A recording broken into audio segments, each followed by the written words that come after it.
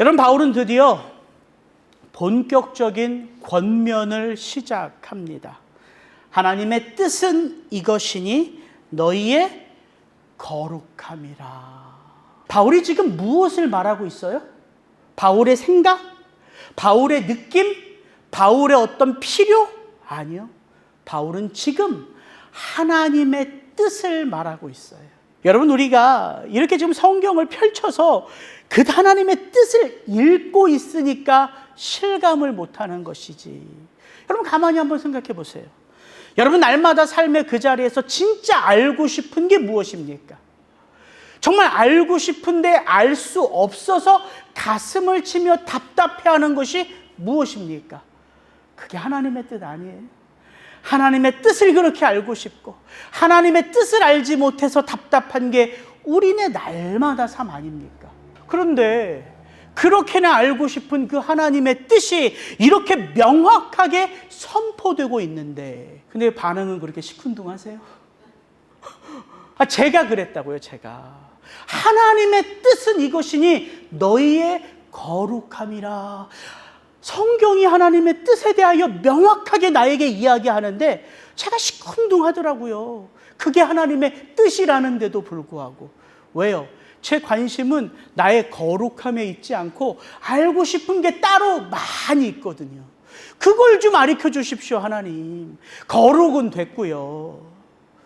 혹시나 우리가 이렇게 하나님의 뜻을 찾는 것은 아닌가 싶어요. 내가 그 뜻을 알아도 그 하나님의 마음과 지금 내가 골똘히 앓고 있는 내 마음이 일치하지 않으면 그 뜻이 내게 들려져도 나는 그 뜻대로 살지 않겠구나.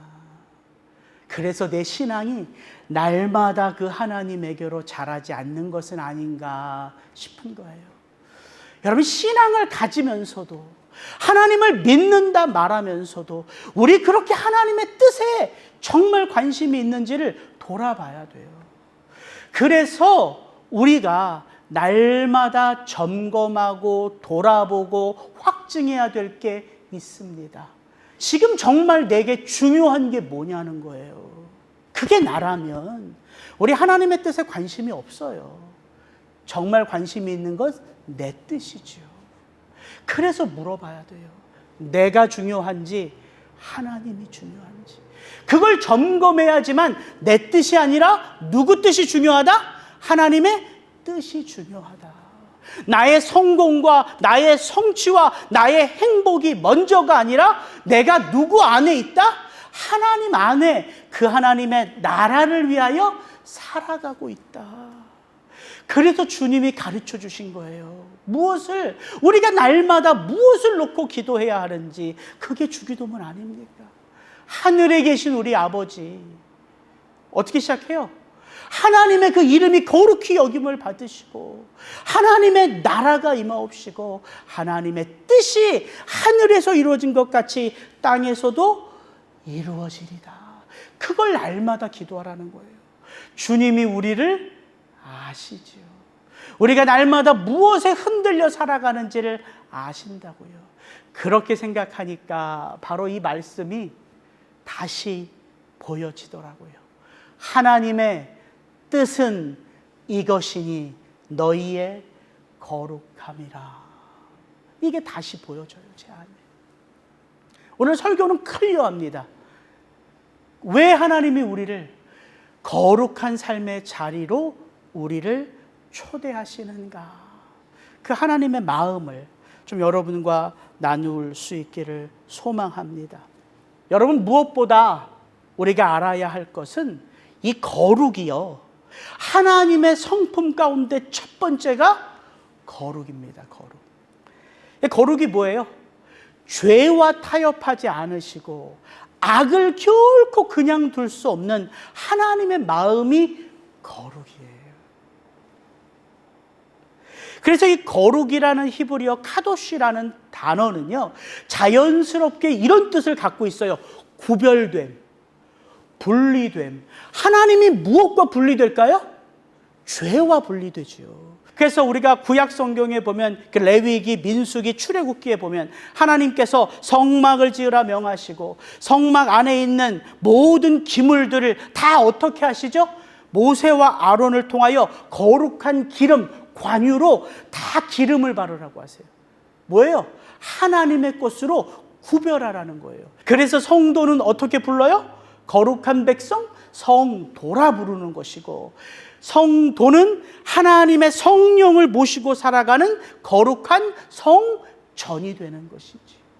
그래서 하나님은 죄와는 가까이 할 수 없는, 타협할 수 없는 완전히 분리된 하나님이라는 사실이에요. 또한 이 거룩은요, 완전한 순결이라는 의미를 갖고 있어요. 그래서 이 거룩한 하나님이 이 세상에 존재하는 그 어떤 것과는 다른 분이에요. 이 세상에 완전한 순결을 갖는 존재가 어디 있습니까? 없잖아요. 그래서 하나님이 이 세상과는 다른 완전한 하나님의 하나님 되심, 그것이 바로 거룩이라는 거죠. 이사야서 6장에 보면 이사야가 소명을 받은 장면을 이사야가 소개합니다. 이사야가 성전에서 그 소명을 받을 때 무엇을 봤을까요? 무엇을 들었을까요?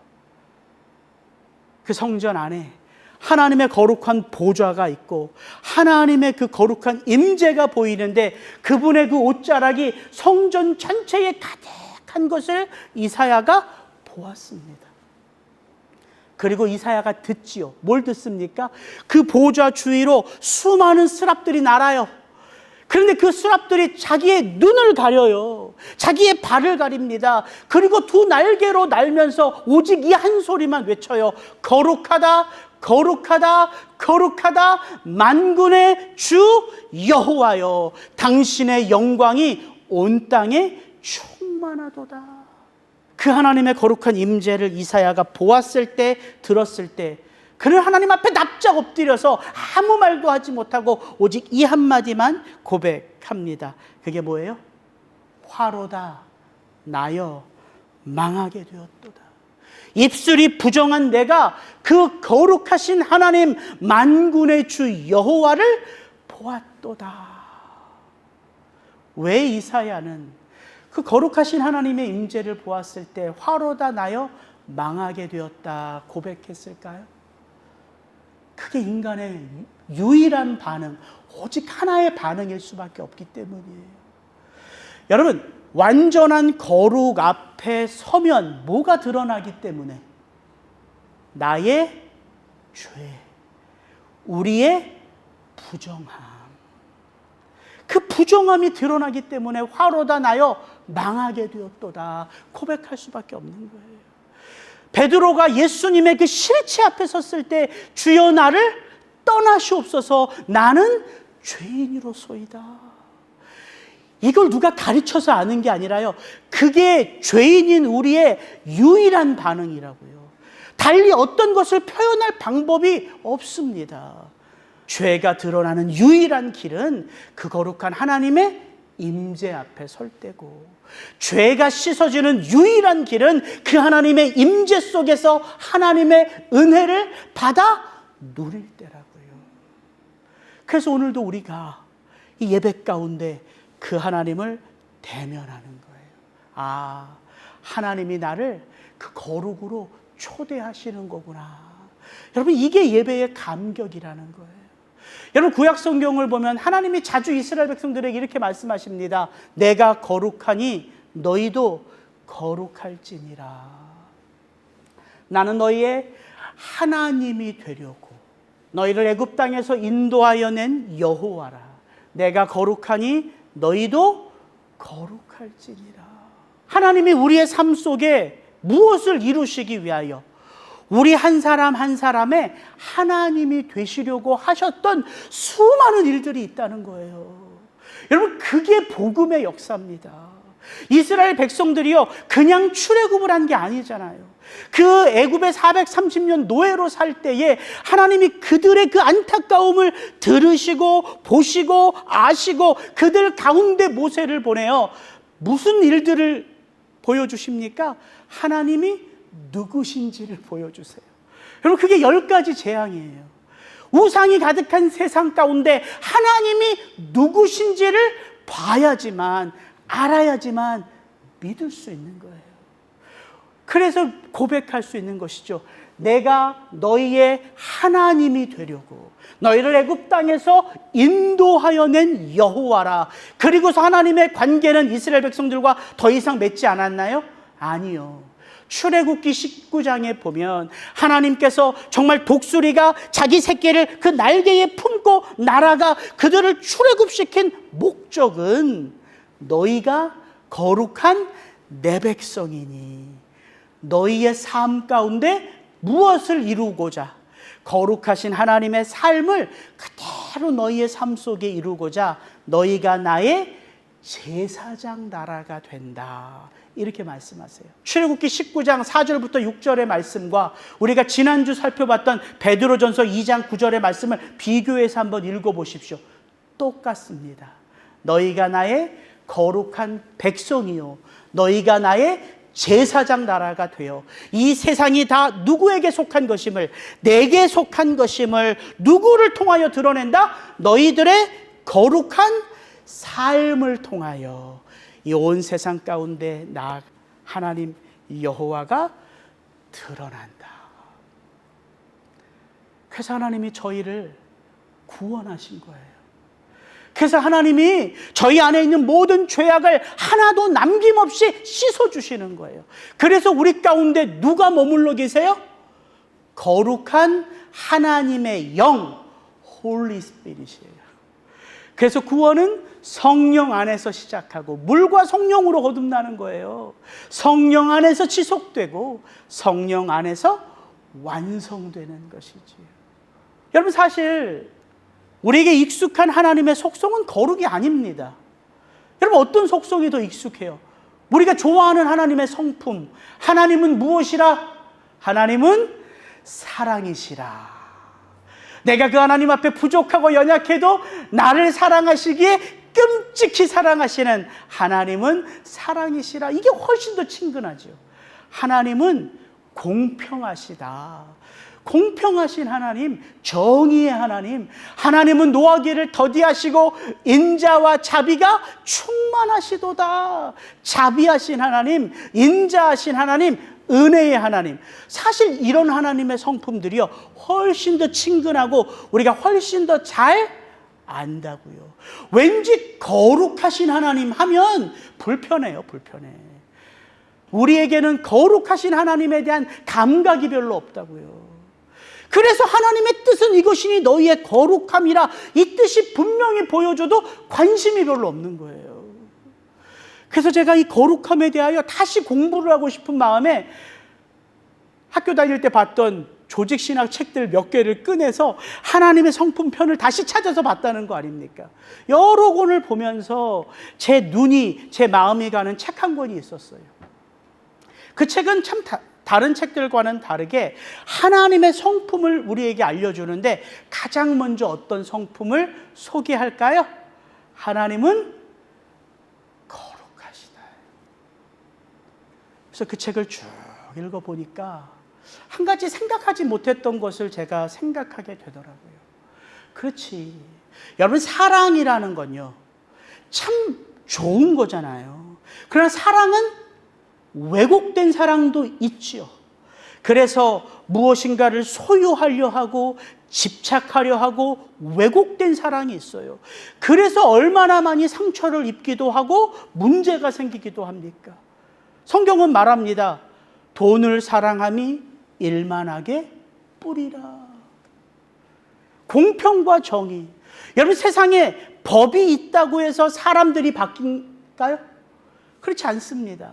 세상의 법이요 사람들의 행위를 판단하고 평가하고 죄를 정죄할 수 있지만 그 세상의 법은요 사람들의 마음속에 있는 그 죄의 뿌리를 다스릴 수 있다 없다? 없다. 또 욕망대로 살아요. 그래서 11계명이 있다는 거 아닙니까? 죄를 짓되 들키지는 마라. 이게 사람들이 만들어낸 11번째 계명입니다. 근데 하나님 앞에 들키지 않는 죄가 있을까요? 없어요. 하나님은 우리의 죄를 당신 눈앞에 두셨다고 시편 기자는 말하거든요. 그래서 제가 한 가지 알겠더라고요. 하나님의 사랑, 하나님의 공평, 하나님의 은혜, 하나님의 자비는 무엇과 함께 역사할 때 참 능력일까요? 하나님의 거룩입니다. 거룩이 죄와 타협할 수 없는 하나님이시기 때문이에요. 그래서 그 하나님의 사랑은 이 거룩과 함께 하기에 우리를 끊임없이 하나님의 사람으로 빚어가는 거예요. 그 하나님의 공평, 그 하나님의 정의가요, 거룩하신 성령과 함께 우리 속에 역사하여 우리를 날마다 하나님의 사람으로 빚어간다고요. 하나님의 거룩이 하나님의 사랑을, 하나님의 은혜를, 하나님의 자비를, 하나님의 공평을 참 이 땅 가운데 하나님으로 드러내게 하는 성품이구나. 저는 거룩이 유일한 하나님의 성품이라 말하는 게 아닙니다. 거룩이 하나님의 최고의 성품이라 말하는 게 아니에요. 그러나 거룩이 다른 모든 하나님의 성품을 우리의 삶 속에 하나님으로 알아보게 하는 성품이란 말입니다. 그래서 이렇게 정의를 내릴 수 있겠더라고요. 거룩이란 하나님의 사랑을, 하나님의 은혜를, 하나님의 자비를 우리에게 알려주는 하나님의 성품. 그래서 그거를 마음에 제가 품으니까 오늘 데살로니가전서 4장 3절부터 12절까지 바울이 하는 권면의 내용이 새롭게 보여지더라고요. 첫째, 거룩함이 드러나는 곳이 보여져요. 왜 하나님이 우리를 거룩한 삶으로 초대하셨냐면 우리의 행위 하나 둘을 바꾸시기 위함이 아니라 우리의 전 존재, 왜? 하나님이 거룩하신 분이기에 그 하나님 안에 내가 거할 수 있도록, 그 하나님이 내 속에 거하실 수 있도록 우리를 초대하시는 거란 말입니다. 하나님의 전인격적인 초대예요. 그렇게 보니까 우리의 삶 가운데 거룩한 곳은 어디여야 하는가, 이게 보여지는 거죠. 3절부터 6절 같이 읽습니다. 하나님의 뜻은 이것이니 너희의 거룩함이라. 곧 음란을 버리고 각각 거룩함과 존귀함으로 자기의 아내 대할 줄을 알고 하나님을 모르는 이방인과 같이 세욕을 따르지 말고 이 일에 분수를 넘어서 형제를 해하지 말라. 사도 바울은요, 이 데살로니가 성도들에게 권면할 때 하나님의 거룩한 부르심이 너희의 삶, 일상에서 시작되어야 하는데 그곳은 어디다? 첫째, 가정이다. 둘째, 그들의 일터다. 바로 여기예요. 우리의 삶에 거룩이 심기워져야 할 곳, 우리의 삶 가운데 거룩이 드러나야 할 곳은 우리의 가정과 일터. 그게 우리의 삶 전부잖아요. 그래서 바울은 말하는 것입니다. 하나님의 마음, 그 거룩하신 하나님의 임재로 대해야 할 사람이 누구라는 거예요? 아내요, 남편이라는 거예요. 그럼 아내와 남편만 거룩하게 대하면 되는 거예요? 아니요.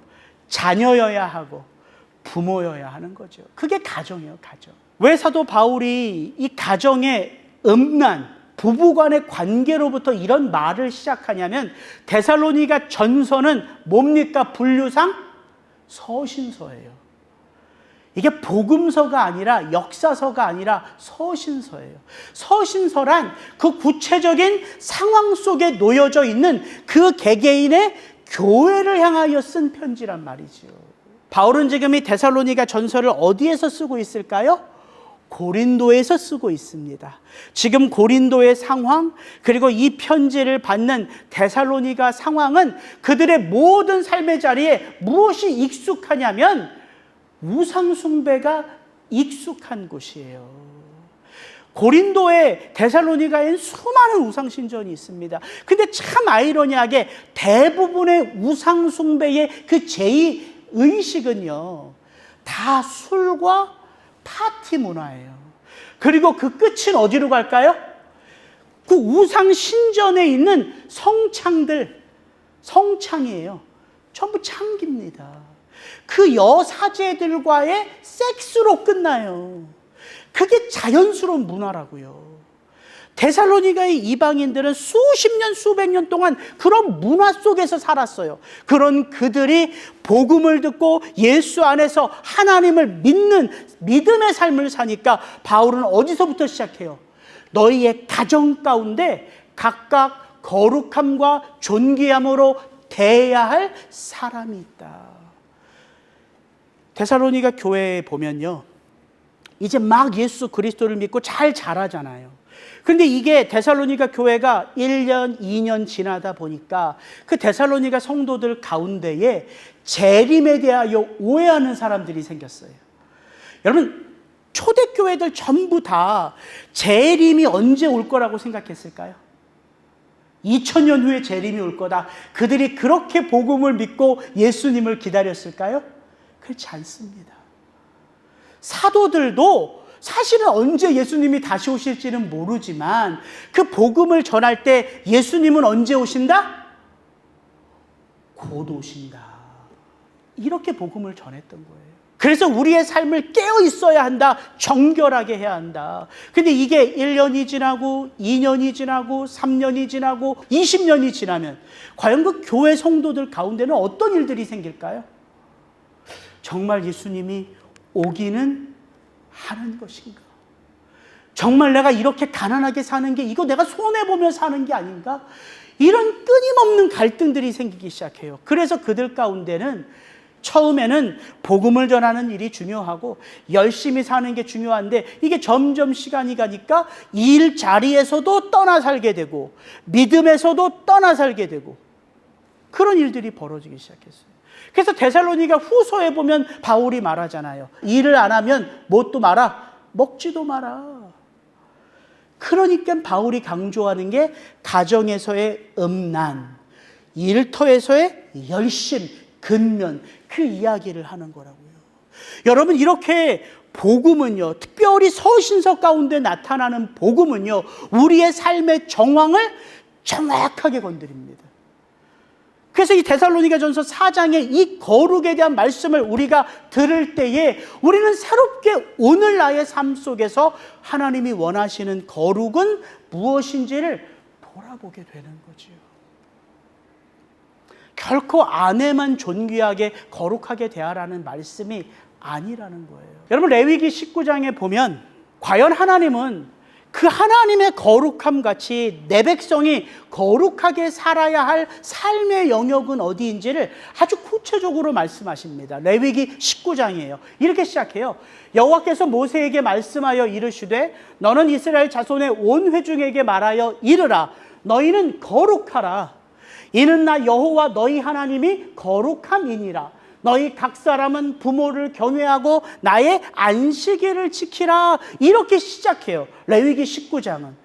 레위기에서는 거룩의 첫걸음이 뭐예요? 함께 사는 부모님을 경외하는 것으로부터, 하나님의 임재가 있는 거룩한 안식일을 지키는 것으로부터. 그럼 그게 거룩의 끝이라고 말하나? 그렇지 않습니다. 거기서부터 거룩의 영역이 어떻게 우리의 삶 전체를 덮어가는지를 레위기 19장을 여러분 읽어보시면 너무 구체적으로 적용할 수가 있어요. 이렇게 말합니다.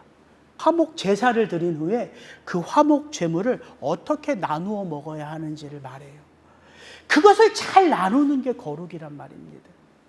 포도원의 열매를 딸 때, 밭의 열매를 소출할 때 어떻게 포도나무의 열매를 따고 밭의 열매를 거둬야 되는지를 말해요. 밥 모퉁이를 남겨두라는 거예요. 포도 열매가 떨어지는 것을 줍지 말라는 거예요.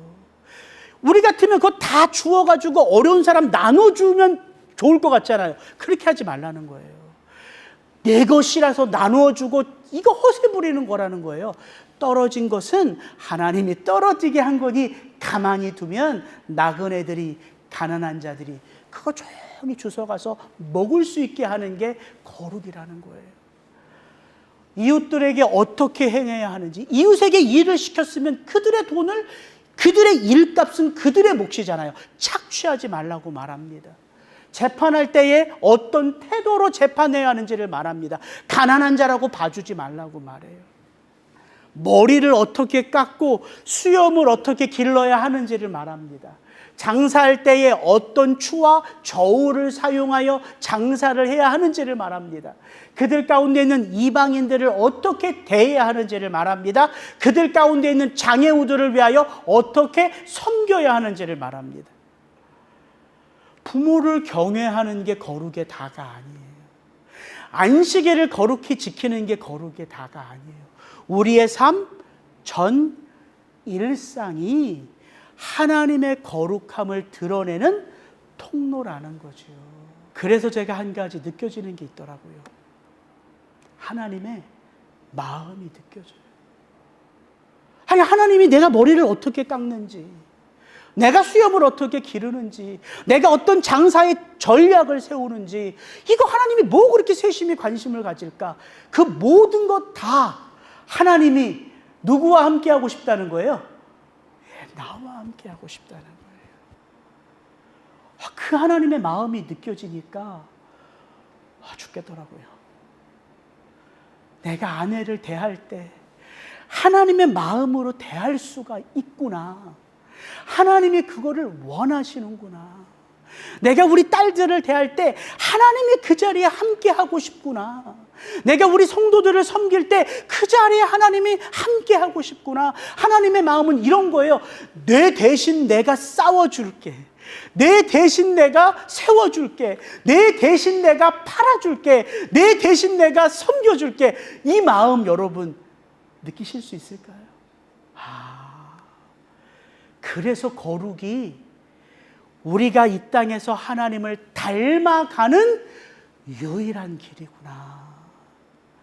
여러분, 거룩하지 않고서는 하나님과 함께 할 수 없어요. 그 말을 뒤집어 보면 내가 거룩하면 그 거룩한 하나님의 백성들 가운데에 하나님은 마음껏 역사하실 수 있다고요. 그게 하나님의 거룩이에요. 그 삶의 자리로 우리를 초대하시는 거예요. 그 말은 곧 우리의 그 삶의 일상 속으로 내가 그 거룩하신 하나님이 들어가 함께하기를 원한다는 축복이고 약속이라는 사실이죠. 그래서 이게 보이더라고요. 거룩한 삶이란 구체적으로 어떻게 드러나는지가 보여져요. 그 거룩의 삶으로 나를 초대하시는 하나님이 진정 원하시는 거룩한 삶이란 무엇인지가 한 절 한 절 속에서 보여진다고요. 제가 한번 읽어드릴게요. 하나님의 뜻은 이것이니 너희의 거룩함이라 곧 음란을 버리고 각각 거룩함과 존귀함으로 자기의 아내 대할 줄을 알고 하나님을 모르는 이방인과 같이 세욕을 따르지 말고 이 일의 분수를 넘어서 형제 자매를 해하지 말라. 형제들아 권하노니 더욱 그렇게 행하고 또 너희에게 명한 것 같이 조용히 자기 일을 하고 너희 손으로 일하기를 힘쓰라. 이는 외인에 대하여 단정히 행하고 또한 아무 궁핍함이 없게 하려 함이라. 제가 좀 강조해서 읽은 부분들이 있죠. 여러분, 거룩한 삶이란 우리 머릿속에 지식으로 깨닫는 게 아니에요. 우리 마음의 깨달음으로 소중하게 간직하는 게 아니에요. 거룩한 삶이란 일상 속에 우리의 삶의 무엇으로? 행위로 드러나는 거예요. 버려야 될 게 있고 취해야 될 게 있고 붙잡아야 될 게 있고 살아야 될 게 있고 힘써야 될 게 있고 억울하지만 내려놓아야 될 게 있다는 거예요. 이게 거룩한 삶이라는 거예요. 누구를 위해? 나를 불러주신 하나님을 위해. 그래서 여러분, 거룩한 삶의 길은 이성으로 걷는 길이 아닙니다. 거룩한 삶의 길은요, 감정으로만 걷는 길이 아니에요. 결코 우리의 본능으로 걸을 수 없습니다. 여러분, 죄의 유혹을 우리가 본성으로 이겨낼 수 있다면 못하러 하나님이 우리를 거룩하게 구별하세요. 그리스도 예수의 보혈로. 그거 안 되는 거거든요. 여러분, 만약에 죄를 이길 수 있는 힘이, 거룩의 그 본성이 우리 속에 있었다면 아담과 하와도 이겨냈어야지요, 그 죄를. 근데 아담과 하와는 어떻게 넘어집니까? 그 선악과를 어떻게 하니까? 보암직도 하고 먹음직도 하고 지혜롭고 탐스럽기도 하니까 어떻게 돼요? 넘어가요. 먹었습니다. 우리의 이성으로 이기는 게 아닙니다. 우리의 본성으로 이기는 싸움이 아니에요. 거룩은 하나님의 은혜 가운데 살아내는 삶일 수밖에 없어요. 그래서 여러분, 우리가 진정 거룩하기 위해서는 어떤 관계가 가장 소중하고 가장 중요할까요? 누구와의 관계가? 누구와의 관계가 우리가 거룩한 삶을 살 때 제일 중요해요? 아내와의 관계입니까? 남편과의 관계예요? 자녀와의 관계입니까? 직장 후배와의 관계예요? 손님과의 관계입니까? 그거 다 중요해요. 그런데 가장 중요한 관계는 그런 게 아니란 말이에요. 어떤 관계예요? 나와 하나님과의 관계예요. 이게 흐트러지면 나머지는 다 흐트러집니다. 왜? 서로 다 본성대로 살면. 우리의 본성이 죄인 아닙니까? 그래서 거룩의 삶을 살기 위하여 가장 중요한 관계는 하나님과의 관계예요. 그래서 그 하나님이 우리를 초대하신 거예요. 내가 너희의 삶의 자리에 들어가 너와 함께 하겠다 약속하신 거예요. 그래서 바울은 이게 오늘 이 본문을 보면은 더욱 힘쓰라, 더욱 행하라, 너희가 잘하고 있다, 그러나 더욱 힘써야 한다, 이런 말 계속해요. 바울이 그렇게 살 수 없는 우리에게 멍에를 더 올가매는 것입니까? 우리가 그렇게 살 수 없어요. 그래서 마지막 셋째, 우리를 거룩한 삶으로 초대하신 하나님은 우리에게 할 수 없는 것에 멍에를 매는 게 아니란 말입니다. 오늘 본문에 보면 그게 나와 있어요. 6절부터 8절 같이 한번 읽습니다. 이는 우리가 너희에게 미리 말하고 증언한 것과 같이 이 모든 일에 주께서 신원하여 주심이라. 하나님이 우리를 부르심은 부정하게 하심이 아니요 거룩하게 하심이니 그러므로 저버리는 자는 사람을 저버림이 아니요 너희에게 그의 성령을 주신 하나님을 저버림이라. 하나님이 이런 일들을 우리의 삶 속에 행하심으로 더욱 열심히, 더욱 힘써, 더욱 거룩하게 살아라 말씀하시는 거예요. 하나님이 우리의 거룩한 삶을 안다 모른다? 아신다. 그래서 뭐라고 바울은 말합니까? 하나님이 하나님의 때에 너희의 삶을 신원하여 주심이라. 갚아주신다는 거예요. 세상의 모든 잘못된 것을 바르게 판단하고 바르게 회복시켜 주신다는 거예요. 그래서 우리가 거룩하게 살아야 할 이유가 있는 거죠. 힘쓰고 애쓰고 몸부림칠 목적이 있는 거죠. 그 하나님이 신원하시는 하나님이니까. 또한 말합니다, 바울은. 하나님이 우리를 부르심은 부정하게 하심이 아니요 거룩하게 하심이라. 이게 부르심이에요. 왜 하나님이 우리를 이 세상 가운데서 거룩하게 부르실까요? 이 세상은 무엇이기에? 부정한 곳이기에. 그래서 레위기에 보면 세상의 것 가운데 먹어야 할 것과 먹지 못하는 게 있습니다. 거룩과 부정이 이 세상에 공존해요. 내가 선 곳은 거룩한 땅이니 내 발에서 신을 벗으라. 우리가 살아가는 이 땅 가운데요, 거룩한 곳이 있고 부정한 곳이 있다는 거예요. 그래서 하나님은 우리를 그 부정한 곳에서 거룩한 곳으로 사명자로 불러주신 것이지. 그리고 마지막, 이 하나님의 사명, 부르심에 순종하지 않는 자는 사람을 저버림이 아니요 너희 가운데 누구를 주신? 성령을 주신 하나님을 저버리는 것이라. 여러분, 우리가 더욱 힘쓰는 거, 노력하라는 말만이 아닙니다. 이를 악물고 힘쓰라는 말은 너의 의지를 다하여 거룩한 삶을 살아라가 아닌 거예요. 누구 안에서 살아가기를 힘쓰라? 성령 안에서 살아가기를 힘쓰라. 그래서 우리가 우리의 날마다의 삶 속에 성령님과 깊이 교제할 수 있는 거예요. 물을 수 있는 거예요. 제가 어떻게 성령 하나님, 어떻게 사는 것이 좋을까요? 제가 지금 어떻게 행동하는 것이 좋을까요? 이런 것 하나하나 그 성령 하나님께 물을 때에 여러분 그 성령 하나님이 우리 속에 주시는 감동하심이 있다는 것이죠. 이게 거룩한 삶으로의 초대입니다. 그럼 다시 한번 오늘 집에 가셔서 데살로니가전서 말씀 특별히 1절부터 12절까지를 다시 한번 돌아보세요. 왜 하나님의 뜻이 거룩인지, 우리의 삶 속에 회복되어야 할 삶이 왜 일상인지, 그 일상 속에 우리의 행위가 왜 드러나야 하는지, 그리고 그렇게 드러나는 우리의 삶 속에 하나님의 역사는 어떻게 나타나는지 한번 깊이 돌아보며 하나님과 친밀한 거룩의 교제로 나아가실 수 있기를 축복합니다. 같이 기도하시겠습니다.